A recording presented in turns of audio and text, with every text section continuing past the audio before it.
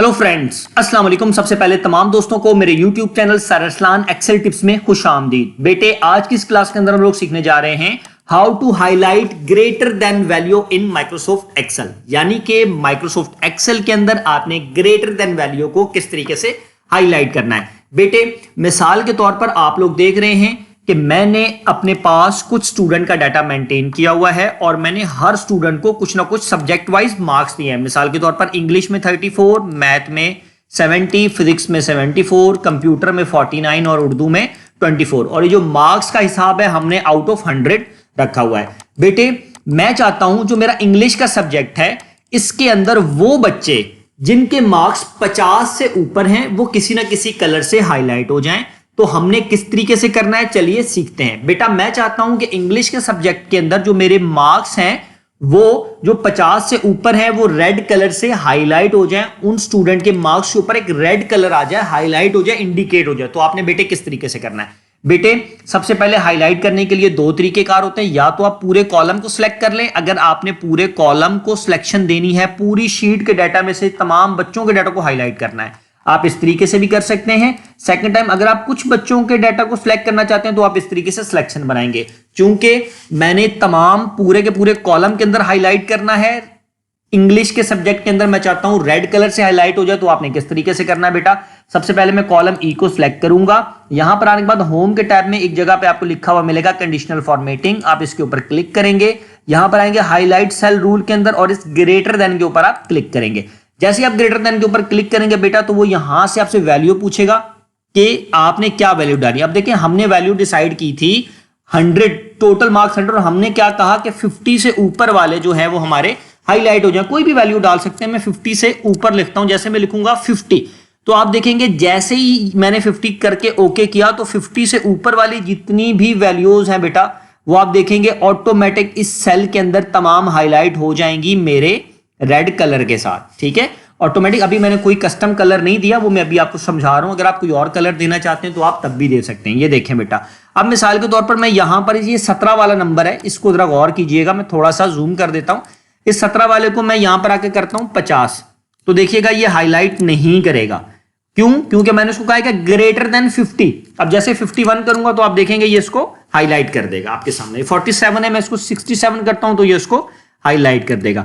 बेटे, अभी तक तो हमने सीखा कि आपने किस तरीके से हाईलाइट करना है। अब बेटा, इसी तरीके से जो मेरा मैथ वाला पेपर है, ठीक है, इस मैथ वाले पेपर के अंदर मैं चाहता हूं जो मेरे मार्क्स जो मेरे बच्चे 70 से ऊपर हैं वो ग्रीन कलर से हाईलाइट हो जाएं। तो मुझे उसके लिए क्या करना है?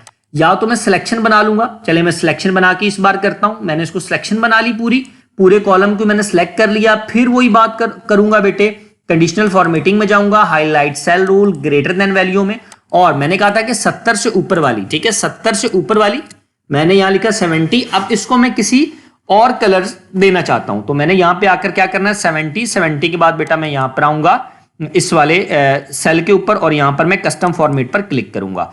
कस्टम फॉर्मेट पर जैसे क्लिक करूंगा तो मेरे पास एक टैब खुल जाएगा। यहां पे मैं फिल के ऑप्शन में आऊंगा और यहां से मैं अपनी मर्जी का कलर सेलेक्ट करूंगा। मिसाल के तौर पर मैं यहां से ब्लू कर लेता हूं या ग्रीन करके मैं यहां पर ओके करता हूं। और जैसे ही ओके करूंगा तो आप देखेंगे बेटा 70 से जो ऊपर वाले हैं मेरे 70 से ऊपर वाले तमाम मेरे मार्क्स जो हैं बेटा वो मेरे ग्रीन हो चुके हैं। अब इसी तरीके से बेटा मैं आता हूं इस वाले कॉलम जी के अंदर। कॉलम जी के अंदर मैं चाहता हूं जी कितने मार्क्स वाले जो मेरे हाईलाइट हो जाएं। मैं यहां पर आऊंगा कंडीशनल फॉर्मेटिंग में, highlight cell rule, greater than value. अब मैं यहां पर आके कहता हूं जी मेरे जो वैल्यूज है वो 80 से अबव वाले वो मेरे ब्लू कलर से हो जाएं। यहां पे क्लिक करूंगा, कस्टम फॉर्मेट पे जाऊंगा, फिल में जाऊंगा और ब्लू कलर से हाईलाइट करके ओके कर लूंगा और यहां पर ओके कर दूंगा। अब जरा आप गौर कीजिएगा, यहां से जरा नीचे चेक करें, मैंने 70, ये देखें ये ब्लू से हमारे हाईलाइट हो रहे हैं बेटा। ठीक है, अब देखें बेटा जरा गौर कीजिएगा, यहां पर एक छोटा सा एरर भी आ रहा है। अब देखें मैंने पूरा कॉलम सेलेक्ट किया था। पूरा कॉलम सेलेक्ट करने के बाद देखिए इसने ये वाले कलर को भी हाईलाइट कर रहा है। उसका रीजन क्या, मैंने मुकम्मल जी का जो है वो मैंने उठाया हुआ है। अगर मैं सिर्फ रेंज उठाऊंगा तो ये इसको नहीं ट्रैक करेगा क्योंकि ये अल्फाबेट है। समटाइम इस टाइप का एरर्स आते हैं एक्सेल के अंदर। तो ये देखें इंग्लिश का जो लफ्ज है इसने इसको भी हाईलाइट किया हुआ है, जबकि मैंने उसको क्या कहा है कि मैंने कहा है कि सिर्फ वैल्यू को इंडिकेट करे। ठीक है, तो इस टाइम अगर कोई इस टाइप का एरर है तो आप उसकी सिलेक्शन बना लें इस तरीके से। ठीक है, अब बारी आती है बेटा यहां पर कंप्यूटर में मैं चाहता हूं जी ग्रेटर देन 5 से जिन बच्चों के नंबर 5 है ना, 5 से ऊपर वाले सारे हाईलाइट कर दे और 5 से नीचे वालों को हाईलाइट ना करे। ठीक है, अब मैं यहां पर इसको सिलेक्ट किया, दोबारा आऊंगा conditional formatting, highlight cell rule, greater than value.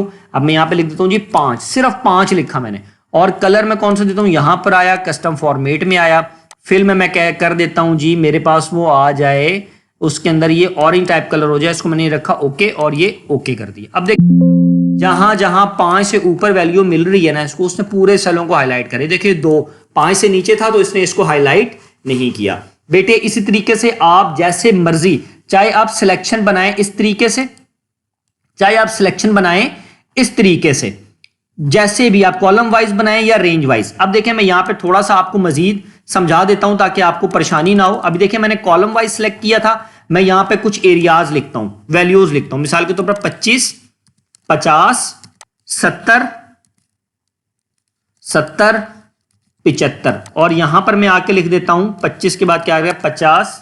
थोड़ा सा मैं एक रेंज जल्दी से क्रिएट कर देता हूं ताकि आप लोगों को एक छोटी सी चीज और समझा दूं ये, और यहां पर पकड़ के मैंने इनको ड्रैग कर लिया। ठीक है, सॉरी ये ड्रैग नहीं हुआ सही, मैं यहां पर लिख देता हूं 75, इसको पकड़ के मैंने नीचे आकर ड्रैग कर लिया, ये ऐसे, और यहां से मैं इसको इस तरीके से ड्रैग कर लेता हूं, यहां से मैं इसको इस तरीके से ड्रैग कर लेता हूं ताकि कुछ ये नंबर छोटा सा एक डाटा बन जाए, ताकि आपको मजीद क्लियर हो जाए कि सिर्फ सिलेक्शन कॉलम वाइज नहीं होती, जैसे मर्जी आप अपने डाटा को मेंटेन करें। अब देखें बेटा ये छोटा सा डाटा मेरे पास, मैं इस पूरे डाटा को सिलेक्ट करता हूं, पूरे डाटा को सिलेक्ट करने के बाद कंडीशनल फॉर्मेटिंग पे हाईलाइट सेल रूल या ग्रेटर देन पे आया। अब मैं कहता हूं जी यहां से कितनी वैल्यूज, वो वैल्यूज जो हमारे पास 50 से ऊपर वाली हैं, या 50 से ऊपर वाली, मैं कहता हूं 100 से ऊपर वाली जितनी भी वैल्यूज हैं वो मेरी हाईलाइट हो जाए। तो ये देखें ऑटोमेटिक हाईलाइट हो रही है, लेकिन मैं ओके नहीं करता, कैंसिल कर देता हूं। ठीक है, अब लाजमी नहीं है कि मैंने पूरा सिलेक्ट किया, अब आप इस तरह रॉ वाइज भी सिलेक्ट कर सकते हैं। मैंने इसको सिलेक्ट किया, कंडीशनल फॉर्मेटिंग में highlight cell rule, greater than value, अब मैं इसको कहता हूं जी 30 से ऊपर वाली वैल्यू हाईलाइट हो जाए। तो बेटा इस तरीके से भी आप रॉ वाइज कॉलम वाइज जो है वो अपनी हाईलाइट सेल रूल के जरिए से वैल्यूज को हाईलाइट कर सकते हैं। बेटा मैं उम्मीद करता हूं कि आप तमाम दोस्तों को मेरी आज की क्लास, जिसके अंदर हम लोगों ने सीखा how to highlight greater than value in Microsoft Excel, समझ आई होगी। अब हम इंशाल्लाह ताला अपनी नेक्स्ट क्लास में हाजिर होंगे। आज के लिए मुझे इजाजत दीजिए, अल्लाह हाफिज।